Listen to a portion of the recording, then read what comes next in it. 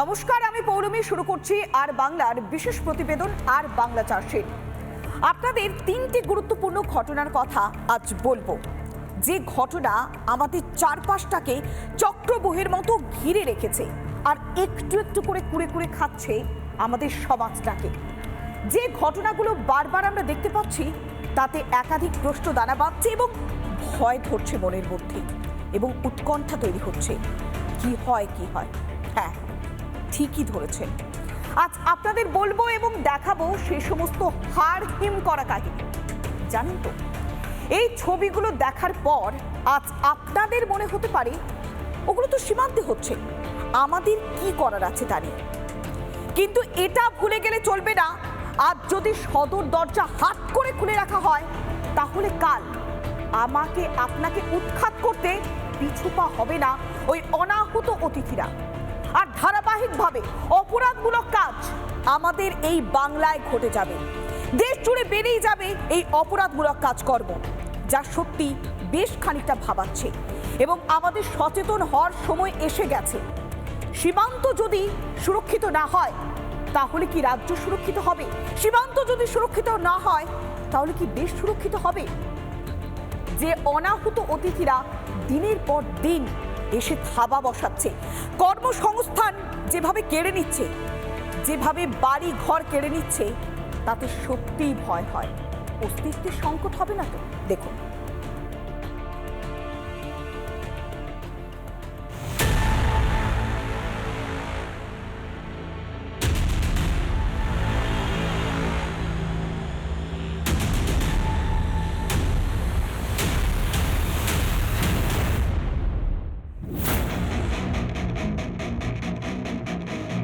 এলাকার পর এলাকা ফাঁকা পড়ে রয়েছে, নেই কোনো কাঁটাতার, নেই পর্যাপ্ত নিরাপত্তা, আর তারই সুযোগ নিয়ে ঘটছে অনুপ্রবেশ। চলছে জাল নথি বানিয়ে পাসপোর্টের চক্র, ঢুকছে জঙ্গি রোহিঙ্গারা। আমরা ওরার দৌড়তে বাড়ছে অপরাধমূলক কাজ, তৈরি হচ্ছে নতুন উগ্রবাদের বলয়। সীমান্তবর্তী এলাকা যা এখন সব থেকে বড় বিপদের জায়গা। সুখদেবপুর সীমান্তে যে ঘটনা ঘটেছে, তাতে হাড় হিম হওয়ার জোগাড়। সেই ছবিটা যখনই মনে পড়ছে, তখনই বারবার ভয় ধরাচ্ছে। কেননা সীমান্তের এপারে যখন কাঁটাতারের বেড়া দিতে বাধা দিচ্ছে বাংলাদেশ, তখন ওপারে কি ছবি দেখা যাচ্ছে? ওখানে রীতিমতো আগ্নেয়াস্ত্র নিয়ে, ধারালো অস্ত্র নিয়ে দাপাদাপি করছে বাংলাদেশের ইউনূসের সরকারের মদতপুষ্ট সেই জেহাদিরা। বারবার বলা সত্ত্বেও অনুপ্রবেশ ঠেকাতে পারেনি রাজ্য সরকার। ফেন্সিডিল পাচার থেকে শুরু করে গরু পাচার, এক এক করে সবই দেখেছেন সীমান্তবর্তী এলাকার মানুষ। তা নিয়েই তরজা কাদিয়া সবটাই হয়েছে। ধরপাকড় আর কিছুদিন বন্ধ থাকার পর ফের শুরু হয়েছে কালো কারবার। আজকে যদি কাঁটাতার দেওয়া থাকে, তাহলে জঙ্গি ঢোকাতে অসুবিধা হবে, তাহলে অনুপ্রবেশ করাতে অসুবিধা হবে, সাইলেন্ট ডেমোগ্রাফিক ইনভেশন এটাতে অসুবিধা হবে, পুরো জনসংখ্যার অদল বদল, পাড়ায় পাড়ায় যে লোক ঢুকিয়ে দিচ্ছে, অচেনা অজানা লোকজন ঢুকে পড়ছে, ঘুরে বেড়াচ্ছে, তাদেরকে ভোটার লিস্টে নাম ঢুকিয়ে দিচ্ছে, করে ভোট ব্যাংক তৈরি করছে। একবার দেখে নেওয়া যাক কোন পথে এবার বাংলার কোন কোন জেলায় চলতো অবাধে পাচার। প্রথম রুট বরিশাল থেকে খুলনা হয়ে ঘোচাডাঙ্গা, তারপর বসিরহাটের স্বরূপনগর হয়ে মিনাখা। দ্বিতীয় রুট খুলনা পেট্রাপোল, সেখান থেকে বনগা হয়ে কলকাতা হয়ে শিয়ালদা বা হাওড়ায় পৌঁছে যাওয়া। তৃতীয় রুট বাইকগাছা হয়ে সাতক্ষীরা, তারপর সেখান থেকে বসিরহাট, অবশেষে হিঙ্গলগঞ্জ। চতুর্থ রুট চট্টগ্রাম থেকে ঢাকা, সেখান থেকে ঝিনাইদহ হয়ে দর্শনা, তারপর গেদে, মুর্শিদাবাদ, মালদা। তবে শুধু জিনিসপত্র, অস্ত্র বা মাদক পাচার নয়, এই এলাকা দিয়ে কোনো কোনো সময় হতো মানব পাচারের মতো অপরাধ। কখনো বা জাল পাসপোর্টের মাধ্যমে চলতো জঙ্গিদের আনাগোনা। কিন্তু এরা যে প্রশাসনিক প্রধান তখনও বোঝেননি যে মালদহের সুখদেবপুরে জ্বলতে পারে বিদ্বেষের আগুন।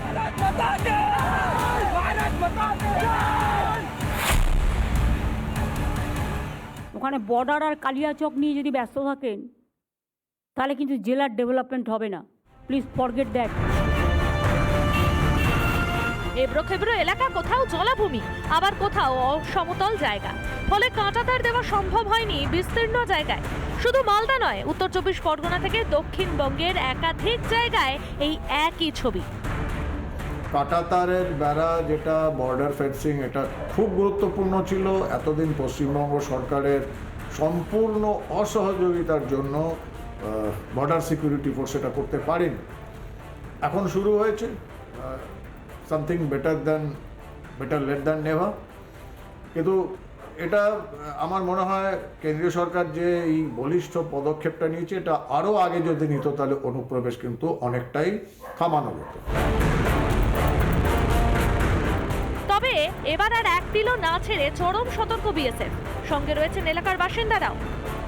এই জায়গাগুলো দিয়েই কিন্তু মূলত অনুপ্রবেশের চেষ্টা চালায় বাংলাদেশি জঙ্গি রোহিঙ্গারা।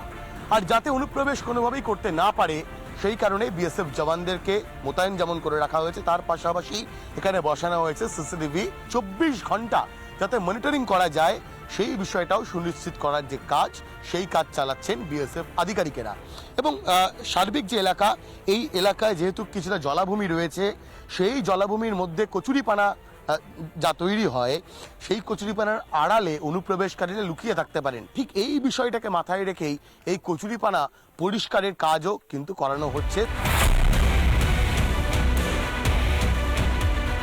তবে সমস্যা অন্য জায়গায়। সীমান্তে এমন কিছু গ্রাম রয়েছে যেখানে ভারত বাংলাদেশ আলাদা করে বোঝার উপায় নেই, ফলে সেখানকার মানুষজনকে সরাতে হিমশিম খেতে হয় সরকারকে, আর তার সুযোগ নেয় অপরাধীরা। ক্ষতিপূরণ দিয়ে সরে যাওয়ার কথা বললেও আজও তাদের সরানো দেয়। রিপাবলিক বাংলা।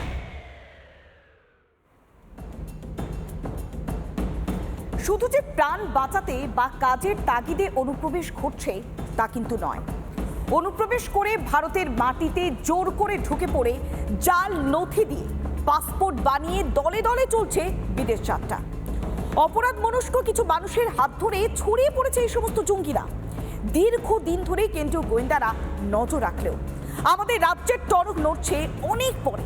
আর টনক নড়তেই প্রকাশ্যে এসেছে এমন কিছু ঘটনা যা নাড়িয়ে দিয়েছে একেবারে ভিত।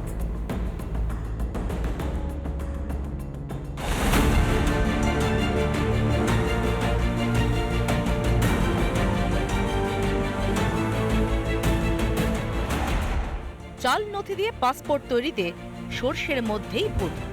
তদন্তে নেমে কলকাতা পুলিশের প্রাক্তন সাব ইন্সপেক্টর আব্দুল হাইকে গ্রেফতারের পর সামনে এসেছে একাধিক তথ্য। গ্রেফতার হয়েছে মনোজ গুপ্তাও। মনোজ গুপ্তাই অন্যতম এক মাথা পাসপোর্ট কাণ্ডের দাবি করছেন তদন্তকারীরা। চোখের সামনে উঠে আসছে বেশ কিছু ঘটনা, এবং যেগুলো এই পাসপোর্টের সঙ্গে যুক্ত, এবং সেগুলো যদি উঠে না আসতো তাহলে এই আমাদের বাংলা হয়তো তলিয়ে যেত অতল গহ্বরে। এবং এই পাসপোর্টের মাধ্যমেই কিন্তু বাংলা বা দেশের নাম কিন্তু খারাপও হতে পারত। তার কারণ এই যে অনুপ্রবেশ তা কিভাবে ক্ষতি করছে তা জানতে গেলে তিনটি কথাই বলতে হয়। তার মধ্যে প্রথমটি হলো অবৈধ অনুপ্রবেশ, দ্বিতীয়টি হলো অনুপ্রবেশের পর তৈরি করা পাসপোর্ট, এবং তৃতীয় হলো সেই পাসপোর্ট নিয়ে ভিনদেশে ছড়িয়ে পড়া। পুলিশি তদন্তে উঠে এসেছে হাড়হিম করা তথ্য। জাল নথি দিয়ে পাসপোর্ট তৈরি করে অন্য দেশে ছড়িয়ে পড়ছিল বাংলাদেশি অনুপ্রবেশকারীরা। কোথায় কোথায় ব্যবহার করা হচ্ছিল ভারতীয় পাসপোর্ট? নেদারল্যান্ডস, জার্মানি, ইতালি, তালিকায় আরও একাধিক দেশ। জাল নথির পাসপোর্টে বিদেশে পাড়ি। কাদের হাতে পাসপোর্ট, কোন দেশে পাড়ি জানতে দূতাবাসগুলিকে চিঠি কলকাতা পুলিশের। পাসপোর্ট কাণ্ডের নজরে নদিয়া ও 2 24 পরগনা। তো এমন নয় যে শুধু একটি নির্দিষ্ট কারণে ব্যবহার হয়েছে। তো এই অবৈধ অনুপ্রবেশকারীদের ভারতে ঢোকানোর জন্য মাল্টিপল এরিয়া রয়েছে, এবং বিভিন্নভাবে শাসক দল এবং প্রশাসনের একটা বড় অংশ এই ভারত বিরোধী ষড়যন্ত্রের সঙ্গে লিপ্ত রয়েছে। তদন্তে পুলিশ জানতে পেরেছে 2017 সাল থেকেই চলছিল বাংলাদেশিদের জাল পাসপোর্ট সরবরাহ করার কাজ। ভারতে অনুপ্রবেশ করে জাল নথি বানিয়ে সেই নথি দিয়ে তৈরি হয়েছিল পাসপোর্ট। তারপর ভারতীয় পাসপোর্ট দেখিয়ে ভারত ছেড়ে অনেকেই পাড়ি দিয়েছেন বিদেশে। পুলিশের সন্দেহ এর মধ্যে সাদরাদিও ছিল।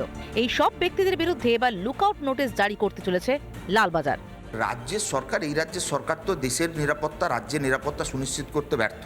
রাজ্যের পুলিশ মন্ত্রী এই রাজ্যে অবৈধ বোমা বারুদের স্তূপ সেগুলোই উদ্ধার করতে পারে না।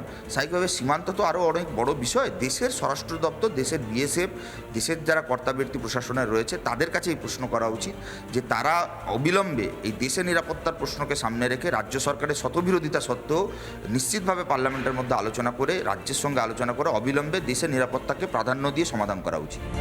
এবার ফিরে আসে মূল ঘটনায়। অপরাধ প্রবণতায় বাংলা এখন এমন সব নজির দেখাচ্ছে যা অন্য সব কিছুকে হার মানিয়েছে। মালদা, মুর্শিদাবাদ, নদিয়ার বেশ কিছু সীমান্তবর্তী অঞ্চল যা আগে থেকেই চিহ্নিত ছিল অনুপ্রবেশের করিডর হিসেবে, সেখানে চূড়ান্ত নজরদারি শুরু হয়েছে।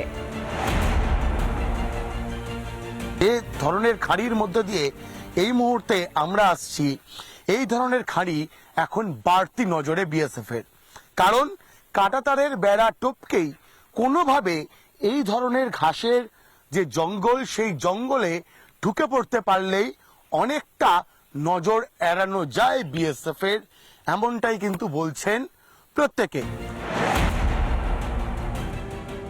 হাকিমপুরের পর কিন্তু যদি দেখা যায় এই মুহূর্তে আমরা যে বর্ডার এরিয়া এসে দাঁড়িয়েছি সেটা কিন্তু হিঙ্গলগঞ্জ, অত্যন্ত গুরুত্বপূর্ণ অবস্থান। তার কারণ এই যে এলাকাটি রয়েছে এখান থেকে যদি দেখা যায় যে বাংলাদেশের যে অংশটি এই এলাকার ঠিক উল্টো দিকে রয়েছে, সেই এলাকাটা কিন্তু অত্যন্ত দুর্গম এবং জঙ্গল পরিবেষ্টিত। এখানকার যে বর্ডার, সেই বর্ডার কিন্তু রয়েছে মূলত নদীর উপর দিয়ে বর্ডার রয়েছে, জলসীমায় বর্ডার রয়েছে। অভিযান চালিয়ে কিন্তু তো এই এলাকা বা তার পার্শ্ববর্তী এলাকা থেকে বিভিন্ন সময় স্মাগলিং এর জিনিসও কিন্তু বাজেয়াপ্ত করেছিল। নদীর পাশে যে এলাকাগুলোয় কাঁটাতারের বেড়া নেই, সেখানে কিন্তু ইতিমধ্যেই একাধিকবার কেন্দ্রীয় সরকার রাজ্যের কাছে জমি চেয়েছিল, যদিও এই জমি জটের কারণেই কিন্তু এখনো সীমান্তকে আরো বেশি তারকাটায় সুরক্ষিত করা যায়নি। মালদায় কাঁটাতারের বেড়া দেওয়া শুরু হলেও এখনো কাঁটাতারহীন অন্যান্য জেলার বিস্তীর্ণ এলাকা, আর এই সুযোগকেই কাজে লাগাচ্ছে অনুপ্রবেশকারীরা। এদেশে ঢুকেই শুরু হয়ে যাচ্ছে এমন সব কাজ যাই বাংলাকে অপরাধের আঁতুড়ঘর বানিয়ে তুলছে। জেএমবি বা আকিসের স্লিপার সেল তৈরি করত এই জাল পাসপোর্ট, জানতে পারে সিবিআই। পাসপোর্টের ছদ্মবেশের ছবি। 2023-এ গ্যাংটকের 25 জন পাসপোর্ট আধিকারিক, একাধিক কর্মী, এজেন্টের বিরুদ্ধে এফআইআর করে সিবিআই। এক পাসপোর্ট কর্তা সহ দুজনকে গ্রেফতারও করে সিবিআই। ভারতবর্ষের পাসপোর্ট বানিয়ে তারা বিদেশে চাকরি করতে চলে যেতে চাইছে, কারণ তারা বাংলাদেশ থেকে গেলে, বাংলাদেশের পাসপোর্টে গেলে বাংলাদেশের পাসপোর্টের চেয়ে ভারতের পাসপোর্ট পৃথিবীতে অনেক বেশি ভ্যালুয়েবল। সেই জন্যে আমরা এই পাসপোর্ট ইনফিল্ট্রেটার্স, ফেক পাসপোর্টের কেসগুলো আমরা এখানে দেখতে পাচ্ছি। এই চক্র যে অনেক দূর পর্যন্ত ছড়িয়ে রয়েছে তা বলার অপেক্ষা রাখে না, যা থেকে বাড়ছে এই বাংলায় অপরাধের চাষ। রিপাবলিক বাংলা। যখন অন্য কোনো রাজ্য বা অন্য কোনো দেশ ফিরিয়ে দিয়েছে রোহিঙ্গাদের, ঠিক তখন আমাদের রাজ্যে ঠিক তারা এসে বসবাস শুরু করে দিয়েছে। বাংলাদেশ থেকে সীমান্ত পেরিয়ে ঘাঁটি গেড়েছে এই রাজ্যে। কেন্দ্রীয় গোয়েন্দাদের দাবি প্রায় 1.5 লক্ষ রোহিঙ্গা এই রাজ্যে ছড়িয়ে ছিটিয়ে বসবাস করছে। কিন্তু এখানে প্রশ্ন, যখন কেন্দ্রীয় গোয়েন্দারা বারবার করে সতর্ক করছে, তখন কি করছে রাজ্যের ইন্টেলিজেন্স? তাহলে 1.5 লক্ষ রোহিঙ্গা এই রাজ্যের বুকে ঘাঁটি গাড়ালো কিভাবে? সে প্রশ্নটাই তো বারবার ঘুরপাক খাচ্ছে। দেখুন,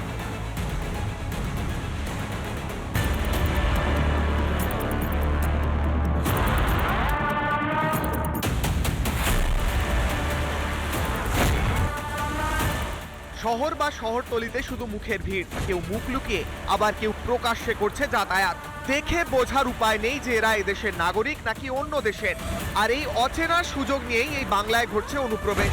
কখনো বা লোকচক্ষুর আড়ালে দানা বাঁধছে ভয়ঙ্কর অপরাধ। কেন কথা বলছি জানেন? তার কারণ সম্প্রতি এই রাজ্যে অনুপ্রবেশের যে চিত্র আমরা দেখেছি তা কিন্তু অত্যন্ত ভয়ঙ্কর। সেটা রোহিঙ্গাদের অনুপ্রবেশ হোক কিংবা জঙ্গিদের অনুপ্রবেশ হোক, বারুইপুরের ছবি ইতিমধ্যেই প্রকাশ্যে এসেছে। কিন্তু আরো এমন জায়গা রয়েছে, আরো একাধিক জায়গা রয়েছে যে জায়গাগুলি এখনো পর্যন্ত আমাদের চোখের আড়ালে থেকে গিয়েছে। সম্প্রতি কেন্দ্রীয় গোয়েন্দাদের সমীক্ষায় উঠে এসেছে একাধিক তথ্য, যে তথ্য দেখলে হাড় হিম হয়ে যাবে সবার। সীমান্তে কাঁটাতার না থাকার সুযোগকে কাজে লাগিয়ে বাংলায় প্রবেশ একাধিক বাংলাদেশি অনুপ্রবেশকারীর, যাদের মধ্যে রয়েছে রোহিঙ্গা। কি সেই রিপোর্ট? বাংলায় বসবাস করছে প্রায় 1.5 লক্ষ রোহিঙ্গা, এমনটাই তথ্য। বাংলায় বিভিন্ন জায়গায় ধীরে ধীরে ছড়িয়ে পড়ছে রোহিঙ্গারা, ছড়িয়ে পড়ছে বাংলাদেশি অনুপ্রবেশকারীরা। গোয়েন্দাদের নজরে রয়েছে একাধিক বস্তি এলাকা এবং তার আশপাশ। সমান্তরাল অর্থনীতি তৈরি করা হচ্ছে বলে সন্দেহ করা হচ্ছে। সমীক্ষায় রীতিমতো উদ্বেগে কেন্দ্রীয় গোয়েন্দা ব্যুরো।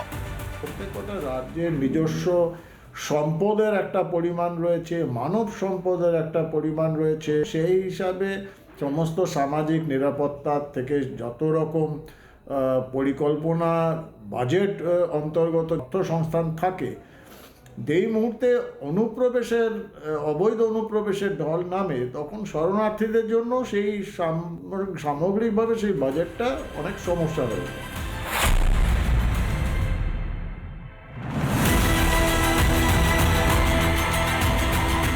এখানেই শেষ নয়, এছাড়াও আরো একাধিক তথ্য হাতে এসেছে গোয়েন্দাদের।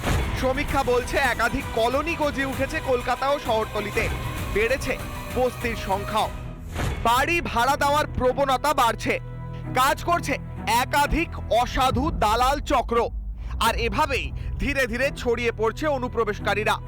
বিভিন্ন এলাকায় ঘুরে তথ্য সংগ্রহ করা হয়েছে। রোহিঙ্গা অনুপ্রবেশ একটা সীমান্ত সমস্যা। এই সীমান্ত সুরক্ষার দায় কার? রোহিঙ্গা অনুপ্রবেশ আটকানোর দায় কার? নিশ্চিতভাবে যাদের আটকানোর দায়, তারা যদি আটকাতে না পারে তাহলে তার প্রশ্নের উত্তর দিতে হবে দেশের স্বরাষ্ট্র দপ্তরকে। একটা রাজনৈতিক দল যাদের বিরুদ্ধে অভিযোগ উঠছে তারা রোহিঙ্গা অনুপ্রবেশকে উস্কানি দিচ্ছে, তাদের বিরুদ্ধেও কেন দেশের সরকার ব্যবস্থা নিচ্ছে না? অন্যদিকে রাজ্য সরকার 2018 সালে কেন্দ্রীয় সরকারের কাছে একটি রিপোর্ট পাঠায়। এ রাজ্যে বসবাসকারী রোহিঙ্গাদের নিয়ে ভাবনা চিন্তার দায়িত্ব নিজেদের কাঁধে রাখতে না চেয়ে রিপোর্ট। সূত্রের খবর, এ রাজ্যে কজন United Nations High Commission of Refugee পরিচয়পত্র পাওয়া রোহিঙ্গা আছেন সেই সংখ্যা কেন্দ্রকে জানিয়েছিল রাজ্য। অবৈধ অনুপ্রবেশ করে ভারতে ঢোকানো হচ্ছে রোহিঙ্গাদের। এদের দিয়ে একটা বিস্তীর্ণ সীমান্তবর্তী অঞ্চলগুলোতে ডেমোগ্রাফি বদলে দেওয়া গেছে। এই ডেমোগ্রাফি বদলে দেওয়াতে যে ভোটের সমীকরণটা ওটা পরিষ্কারভাবে বোঝা যাচ্ছে, এবং ভোটের সময় বুথ দখল করা থেকে যত রকম অসামাজিক কাজকর্ম রয়েছে সেইগুলো এদের দিয়ে কন্ট্রোল করা হয়। ঠিক এই মুহূর্তে আমি সেই রোহিঙ্গা ক্যাম্প বা রোহিঙ্গাদের যে বাড়ি যেখানে থাকতো তার ভিতরে রয়েছি। যিনি দায়িত্ব নিয়ে তাদেরকে এনেছিলেন সেই হোসেন আলী, তার সঙ্গে এই মুহূর্তে কথা বলবো। এই বাড়িটাতেই রোহিঙ্গারা থাকতো। এখানে বাচ্চারা পড়াশোনা করতো। এখানেও 3টে ফ্যামিলি, এখানে বাংলা, ইংলিশ, আরবি পড়তো। 3 রকম ভাষা ওরা পড়াশোনা করতো আর কি। সব থেকে গুরুত্বপূর্ণ বিষয় যেটা হোসেন গাজীও বলছেন, যে তারা এই মুহূর্তে কোথায় এটা কেউ জানে না। না জানে এ রাজ্যের পুলিশ, না জানে এ রাজ্যের প্রশাসন থেকে শুরু করে কেউই জানেন না। এমনকি হোসেন গাজী তিনি নিজেও জানেন।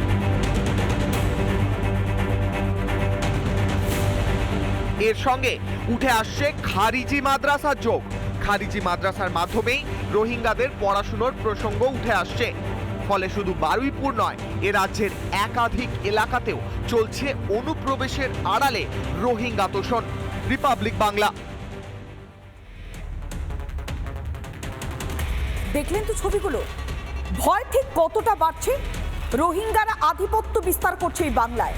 শুধুমাত্র আধিপত্য বলে বেশ খানিকটা ভুল বলা হবে, কেননা দিনের পর দিন যে পরিস্থিতি তৈরি হচ্ছে তাতে তারা এখানে ঘাঁটি গেড়ে বসছে। এবং সীমান্তের যে পরিস্থিতি, কখনো ঢিবি বানানো হচ্ছে, মাটি দিয়ে সেই ঢিবিতে আত্মগোপন করবার চেষ্টা করছে জঙ্গিরা। সীমান্তের যে পরিস্থিতি তাতে সত্যিই ভয় তৈরি হচ্ছে। তবে সীমান্তের দিকে নজর আমাদের থাকবে, আমরাও এর শেষ দেখে ছাড়ব। দেশের মাটিকে বিকিয়ে দেওয়া যাবে না, তার জন্য যা করা উচিত তাই করতে হবে। তবে আজ এ পর্যন্তই। অন্যান্য সমস্ত খবরের জন্য দেখতে থাকুন রিপাবলিক বাংলা, মানুষের কণ্ঠস্বর।